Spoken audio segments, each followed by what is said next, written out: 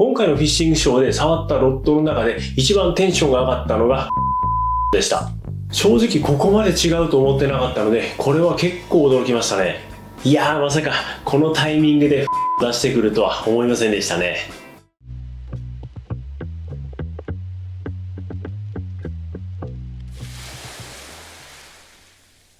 はい、こんにちは、矢野です。今回は2026年フィッシングショー大阪で僕が気になったアジングの新製品を紹介したいと思います。よろしくお願いします。毎年のように各メーカーさんからアジングの新製品が出てくるので楽しみにしていますが、今年もいろんなメーカーさんからロッドやラインの新製品が出ていてかなりテンション上がりましたね。やっぱりフィッシングショーというと美人な受付のお姉さんがたくさんいましたが、女の子そっちのけでアジングの新製品をチェックしてきました。で、今回ドキトミブースにお越しくださった方から今年の新製品で何か気になるものはありますかという質問を多くいただくなど、僕がどの製品を見たのか気になった方も結構いらっしゃると思います。そこで今回は僕がフィッシングショー大阪で見てきたアジングの新製品を紹介していこうと思います。ちなみに今年は去年のように出禁になったブースはなく、暖かくもピリピリっとした空気で迎え入れてくれました。ただ、今年のフィッシングショー大阪は去年と同様に撮影が報道関係者のみ OK というルールでした。なので撮影は NG かなと思っていたんですが、各メーカーさんが快く撮影を OK してくださったり、むしろどんどん YouTube で出してくださいというお話でした。そこで撮影許可のあるブースは画像付きで紹介して、撮影禁止だったところは僕の言葉で感想のみお届けします。まずティクトさんで気になったのは6フィート4インチのチューブラモデルのロッドですね。まだ開発中のプロト品が展示されていたのですが、プロトというだけあってロッドバランスはまだまだで改善の余地が大きくありました。おそらくアジドー 7G の6号チューブラと近いスペックになると思われるので、それと同等のロッドバランスに加えて前持ちでの持ちやすさがもう一段上がればかなり面白いロッドになると思いました。ここからデザイナーの方がどう仕上げてくるかめちゃくちゃ楽しみにしています。あとは個人的には M キャロを 30g くらいまで展開してくれると円筒アジングの幅がさらに広がるので超助かりますね。特許を持つ独自のいい製品だからこそ重さのバリエーションはユーザーがもっとアジングを楽しめるように攻めてほしいですね。次に紹介するのがオリムピックさんの26コルトプロトタイプ。今回リニューアルされていましたが、正直言うと前作の23コルトプロトタイプと比べてロッドバランスは全体的に大幅に向上していてめっちゃ良かったです。中でも一番いいなと感じた番手は6フィート4インチのソリッドモデルですね。これがスーパーコルトの64チューブラよりもロッドバランスがめちゃくちゃ良くて、ぶっちゃけて言うと今回のフィッシングショーで触ったロッドの中では一番テンション上がりましたね。イメージとしては昔の上田の TFL64RX というパツパツのロッドに近い感じで触っていて結構懐かしい感じがしました。ただオリジナルのリールシートの形状がやや独特で前持ちでは少し持ちにくいとか、塗装がない23コルト UX の方がグリップ周りはよく響くとか、ちょっと気になる点はあります。でもそれを加味しても買って使ってみたいと思うくらい完成度が高く、今回のフィッシングショーで触ったロッドの中で一番テンションが上がったのがこのロッドでした。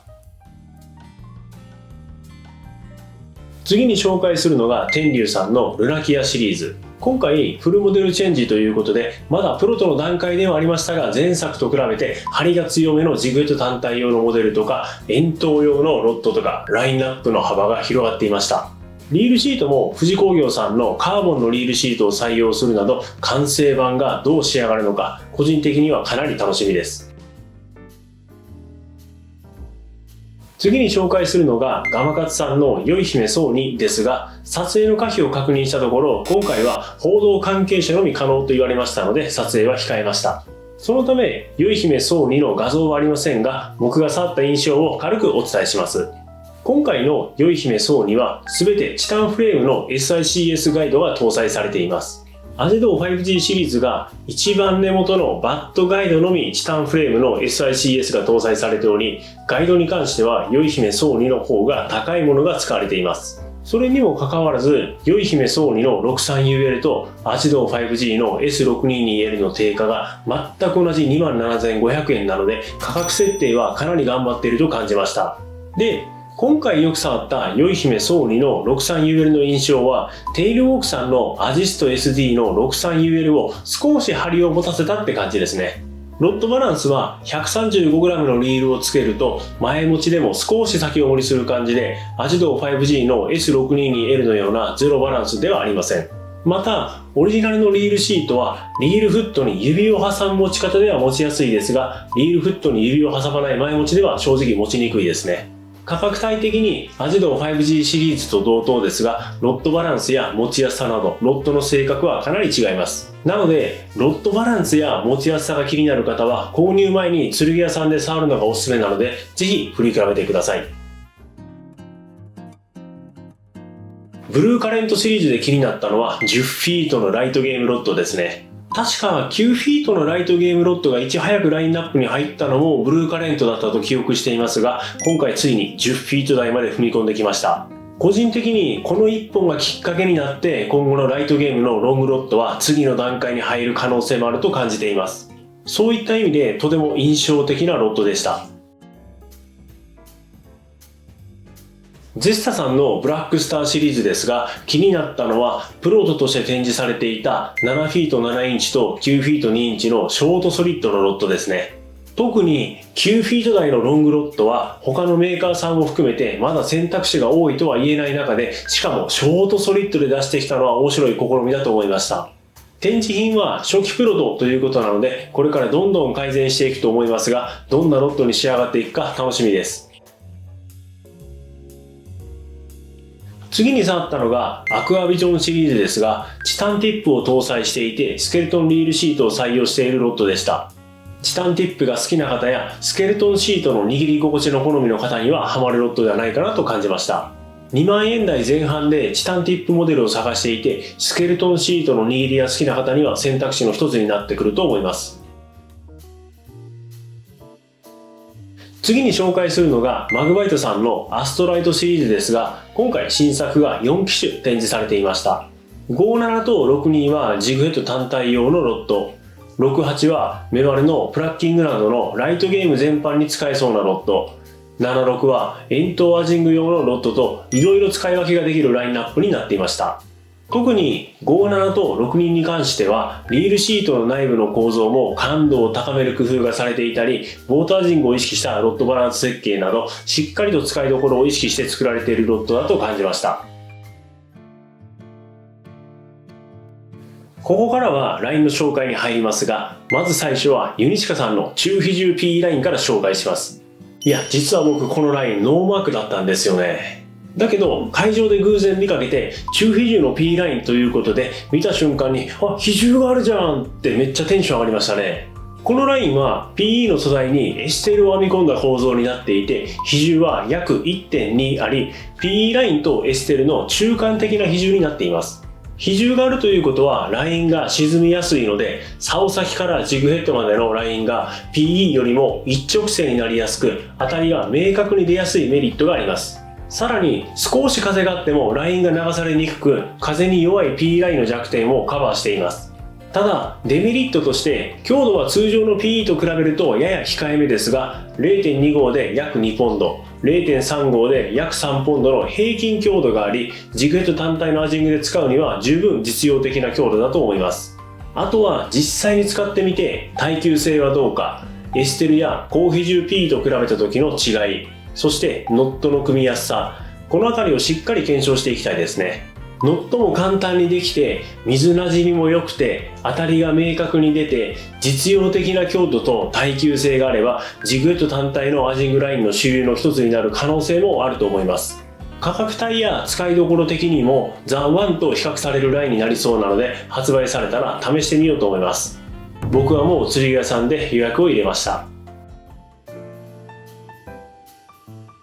LINE でもう一つ気になったのがゴーセンさんの9本編みの P ラインのガイダスですね。このラインは中心に1本のコアラインを入れて、その周りを8本で編み込む合計9本構造になっていて、売りが8本編みよりも伸びが少ないので感度がいいという部分になります。会場には実際に振動の伝達を体感できる装置が展示されていて、僕も試していましたが、9本編みの方が8本編みよりも明らかに振動が伝わりやすかったです。正直ここまで違うと思ってなかったので、これは結構驚きましたね。現在は 0.5 号からのラインナップになるので、ジグヘッド単体の釣りで使うよりかは飛び道具を使った円筒のアジングで使うと良さそうです。8本編みよりも伸びが少ないので、円筒した沖のアジのあたりもより明確に伝わりやすくなるなど、今後は8本編みから9本編みの PE が主流になる可能性も感じました。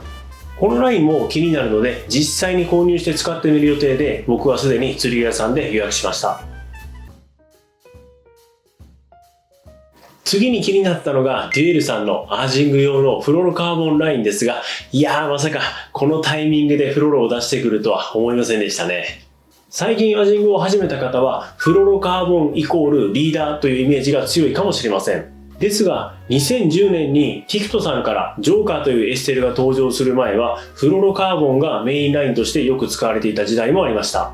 フロロはエステルよりも伸びはありますが、比重が高く沈みやすいという特性があります。そのため、状況によってはエステルよりもフロロの方が超過を伸ばしやすいという場面もあります。ただ、今の主流がエステルになっている中で、このフロロに合わせたらいいロッド、そして超過を伸ばすための当たりの取り方のコツ、どういう状況で使うとフロロが生きるのか、そのあたりがしっかり伝わるとユーザーさんも選びやすくなるのではないかなと感じました。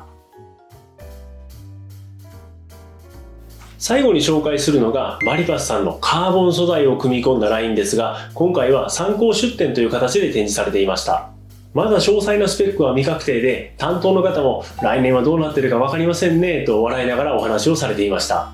そのまま製品化されるのか、それとも方向転換するのか、いずれにしてもこういった新しい素材への挑戦を見ることができたのはとても面白かったですね。ラインもまだまだ進化している分野だと感じることができました。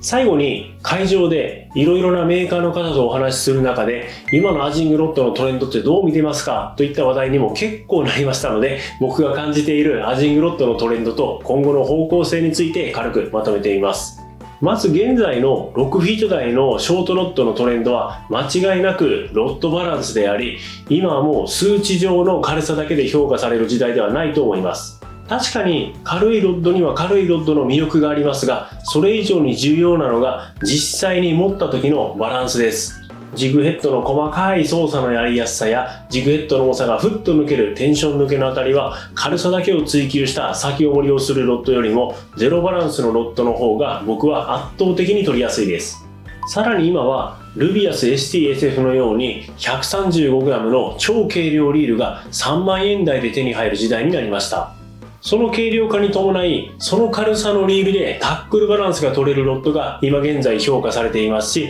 今後は当たり前になってくると思っています。そしてもう一つの流れで今後のトレンドとして個人的に注目しているのが9フィートから11フィートの超ロングロッドです。20g 前後のフロートはすでに一般化していますし、今後 30g クラスの飛び道具が登場したらロングロッドの需要は一気に高まると思っています。特に個人的にフロートアジングの聖地だと思っている淡路島では、これまで8フィート台のロッドで円筒のアジングをしていた人はさらなる飛距離を求めて9フィートや10フィートのロングロッドを求める、そんな流れになるんじゃないかなと個人的には予測しています。まあこれはあくまで僕の予測なんで、実際にどう進化していくかというのは分かりませんが、今後は各メーカーさんからどんなロッドが出てくるのか展開を楽しみにしています。ということで今回はフィッシングショー大阪で気になったアジング新製品ということで、ロッドとラインを中心に紹介しました。毎年のようにアジングはもう飽和していると言われますが、それでもこうして新しいアイテムが各メーカーさんから登場してくるのを見ると、まだまだ進化は止まってないなと感じますね。各メーカーさんのブースを回って実際にロッドやラインなどの新製品を触ったり、メーカーの方から開発意図やこだわりを直接聞いたりして、僕自身かなり勉強になりました。ちなみに僕にとってのフィッシングショーはただのイベントではなく勉強の場だと思っています。実際に僕のところに来てくださったお客様とお話しする中で学びや気づきをいただくことが本当に多いですし、各メーカーさんの新製品を触ったりとか開発の意図を直接聞いたりすることで、今後の自分のアジングにどう取り入れていくかということを考えることができます。そういった意味で僕にとってフィッシングショーは大切な学びの場となっていて、だからこそ毎年時間を作って各ブースをしっかり回って新製品などを確認するようにしています。今回ご対応いただいたメーカーの皆様、お時間作ってご丁寧に説明していただき本当にありがとうございました。とても勉強になりました。さすがに全ての新製品を使うことはできませんが、気になったものは実際に購入して使ってみて、より多くの味を釣るための研究を引き続き頑張っていきたいと思います。今後もアジングに関する濃い情報発信を頑張っていきますので、よろしければチャンネル登録と高評価、そしてコメント欄をスワイプしてハイプで応援もよろしくお願いいたします。それでは今回の動画は以上になります。最後までご視聴ありがとうございました。最後に、アジングで釣れなくて悩んでいるあなたへお知らせです。ルアー釣り未経験からアジングを始めた僕が、累計3万匹以上釣って学んだ初心者でも釣れる型をまとめた電子書籍を作りました。アジング初心者応援企画として概要欄のリンクよりプレゼントしていますので、ぜひご覧ください。